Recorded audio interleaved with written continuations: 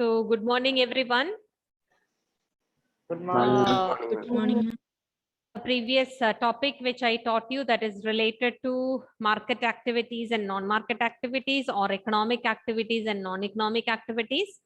On the basis of nature of activity, I told that the whole economic activities are divided into three sectors.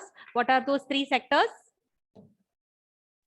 Primary sector. Secondary sector, Primary sector, secondary sector, and tertiary sector. Yes, primary sector, tertiary sector, and secondary sector. These are the three sectors which are divided on the basis of nature of activity.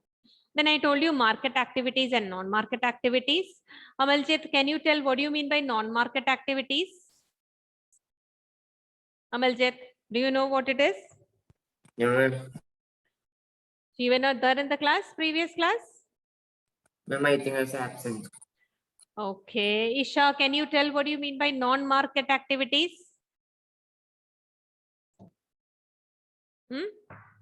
Non-market, from that term itself we can understand what it is. Ma'am, activities which do not involve money or In do the not sense? bring any profit. Which doesn't bring any profit. That means activities that involve, or the activities are done mainly for our own consumption or satisfaction, we call it as non-market activities. Okay. So what do you mean by market activities, Anantita? Any product we produce and we sell it in market, and we get a profit from that. Any it's not product, like any activity which is done for getting a remuneration, we call it as market activities. Okay, then I told you division of women work in the family, especially the division of work between men and women. Women are supposed to do all the household work. Men, they will be going out and earning money for the family. This was existing many years back. Now today's world, if you see, women also started entering into the labor market, and two important factors determine the people in the labor market. What is that? Education and skill. So education and skill is very important for entering into the labor market. Those who are educated and skilled, they will be getting high remuneration than those who are not much educated and not much skilled. Then we started with the quality of population. So the next topic is about quality of population. Okay, so if we wanted to know the quality of our people, two things we have to take into consideration. One is education, another one is a health situation, or we can say that the level of a health status in our country.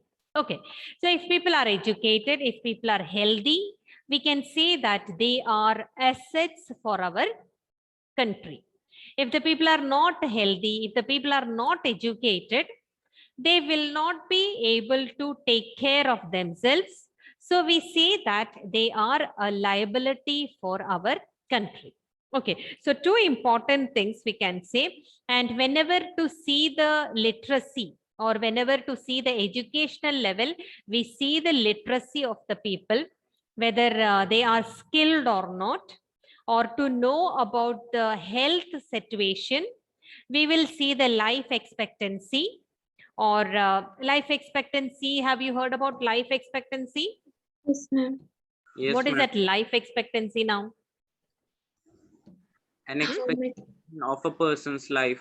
Yeah, how many years that person is expected to live? Live. Somewhat, on an average, how many years a person is expected to live.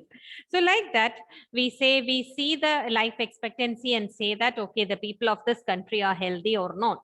Okay, so the quality of the population depends upon two important factors.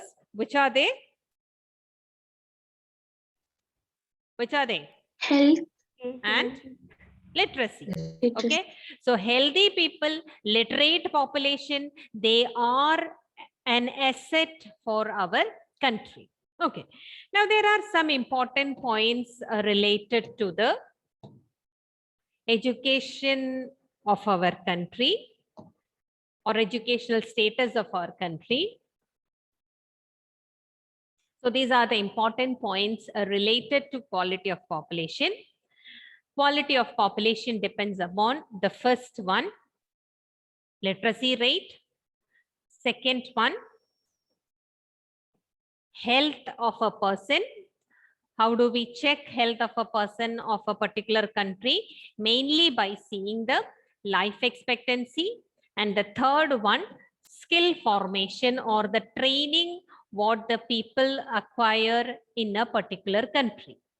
So these three things are taken into consideration to see that whether the population of a particular country, whether they are an asset or a liability. Always we say literate population, healthy population, they are an asset for our country. Now, if we have literate population, if our population is very healthy, then we can see that the growth rate of our country also will be high.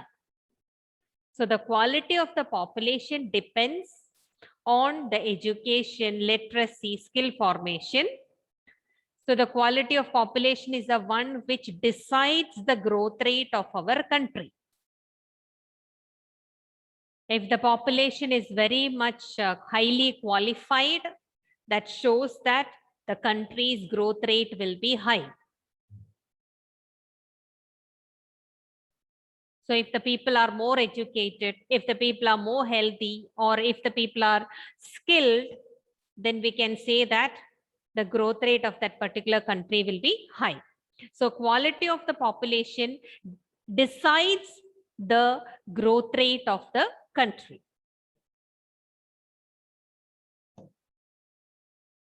Next one. Now we are going to see about education. What are the benefits of education? Why do we say that education is important? These are the next points now. Those who are educated, we say that education, it opens a new horizon. It opens a new door of earning income, or it gives a lot of opportunities to the people. So it opens new horizon. It provides new aspiration. It gives the people a new aspirations, or people feel that we have to, we can live in a better manner with the education. It gives us a lot of values of life. It provides a lot of values to our life. It helps in the growth of our society. If education is more, that person will be able to earn more income. So this will, whenever our income is increased, our nation's income also will increase. So country's national income also will be increased. Our culture will be more and more rich, and people will be very experienced, or they will know how to run the government, or efficiency of the governance will increase. So these are the benefits of education. Or if we have more educated population, or if we have more educated people in our country, it will be beneficial for our country. It will be increasing our national income. Culture will be more rich. Efficiency of the governance will be increased here. Suryadev, can you tell what are the benefits of education? It opens new horizon and provides new aspiration and develops value of life and contribute towards the growth of society. It enhances. What do you mean by enhances? Anyone? Increases. Yeah, it increases the national income. Okay, Surya, continue. Enhances the national income, culture and richness. Increase the efficiency of governance. Okay, so these are the benefits of having good education or a high educational system level in our country. Next one. So before going into that, I'll show the video related to it. Just 1 minute.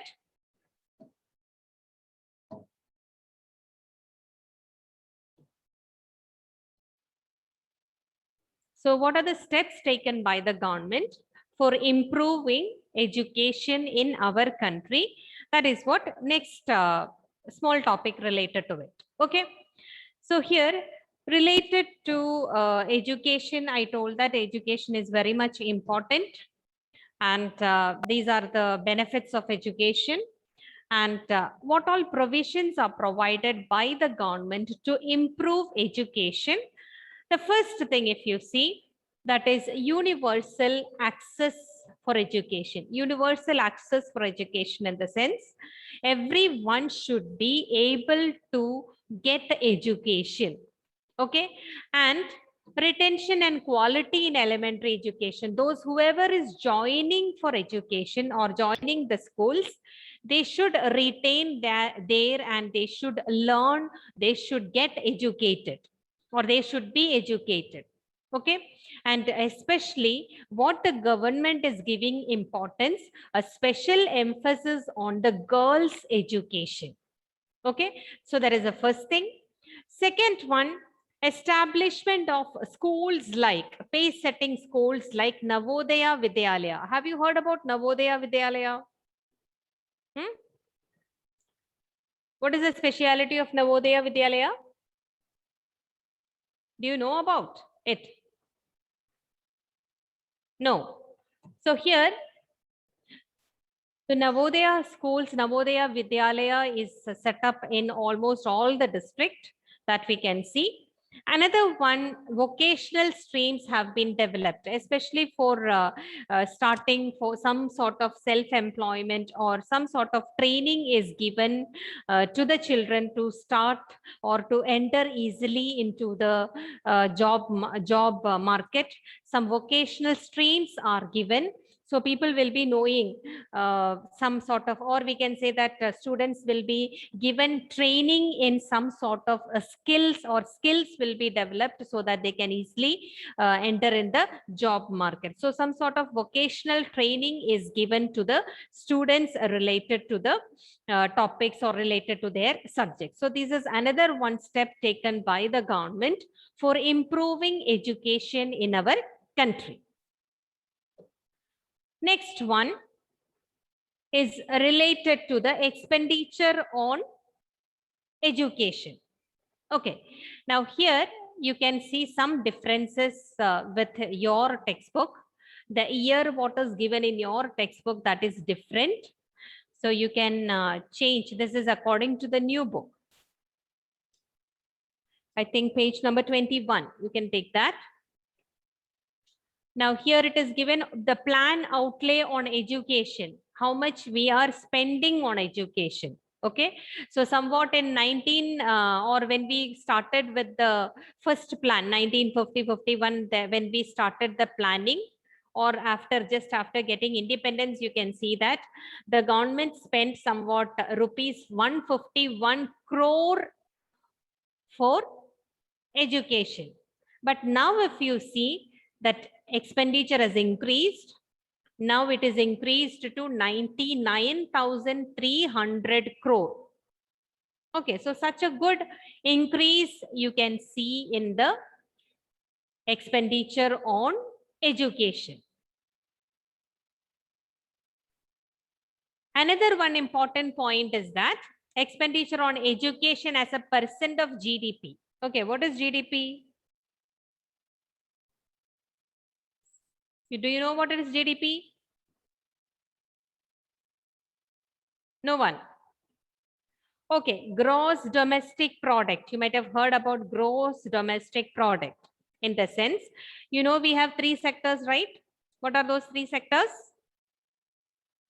Primary sector, secondary and tertiary sector. Tertiary sector. In all the three sectors, we are producing so many things, right? So Yes. what we will do, the value of all final goods will be taken. And if we add together, if we add all the values belonging to all the three sectors, you will be getting GDP. Okay. Now, as a part of or as a percentage of GDP, so 1951-52, we spent only 0.64% of GDP on education. Got it what I said? 0.64% of GDP only was spent on education. GDP is like income of a country. Okay. But here you can see in 2019-20, we started spending somewhat 3.1% of GDP on education. So it is somewhat remaining 3% only these past years. Now, why we consider education as so much important, or why do we consider it as very important? I told you various reasons, like education contributes to the growth of the society, or education contributes to the increase in the national income. I told you various reasons. Other than that, in our country, we consider literacy as a right. It's not only a right, but at the same time, if citizens are educated, they can perform their duties in a good, better manner. Perform their duties in the sense they will be doing their duties in a better manner. At the same time, they will enjoy their rights properly. So an educated citizen will be doing their duties properly. Same time, they will enjoy their rights in a better manner. Because of that reason, we consider education is very much important for the people. So it is not only a right, at the same time, what do we say? It will be helpful for the citizens to perform their duties properly, at the same time enjoy their rights properly.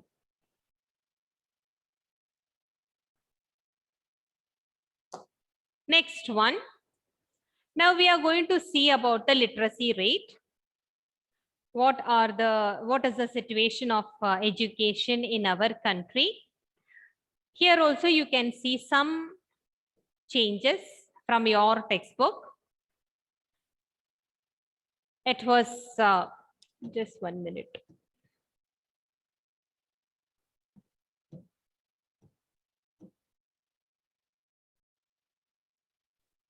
Okay, now regarding the literacy rate, it has increased from 18% in 1951 to 85% in 2017. Okay, so you see that what was the literacy rate in 1951, or when we got independence during those days? Just see what was the literacy rate? 18%. 18%. That means what? How much percentage, how many percentage are illiterate? Those who are not knowing, or those who don't have any education, how much percentage?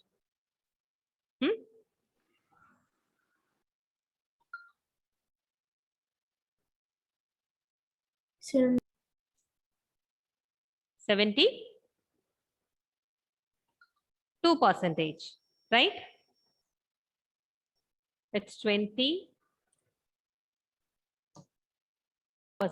So 82% of the people, you just imagine how many people are not having education during that time, or they are illiterate. 82% are illiterate. They were illiterate that much. Okay, but you can see, if you see now presently, somewhat in 2017, if you take, the percentage has increased a lot.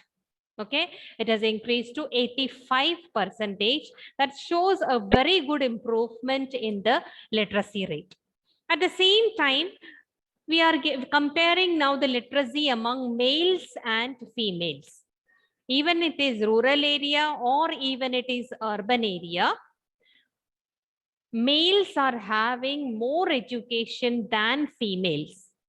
Okay, or the literacy rate among the males are more than the females here. It is somewhat 14.4% higher in the urban areas when we compare to 14.2% in the rural areas. Okay, so literacy rate, if you see among the males, if you compare in general, 14.4%, it is high among the males.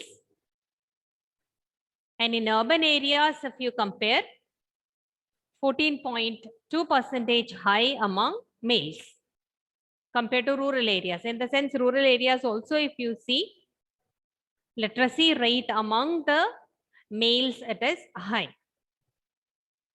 Now, next point is related to literacy rates between different states.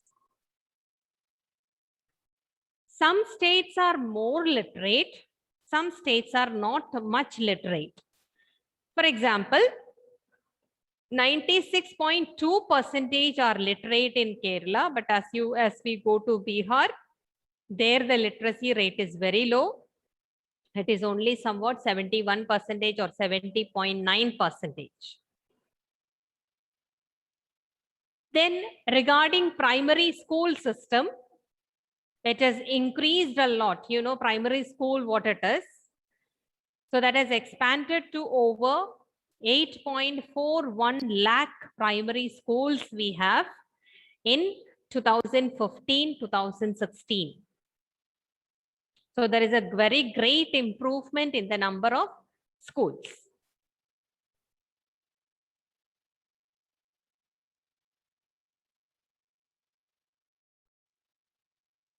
Okay, then thank you everyone. Bye. Thank you, ma'am. Thank you, ma'am. Thank you, ma'am. Bye.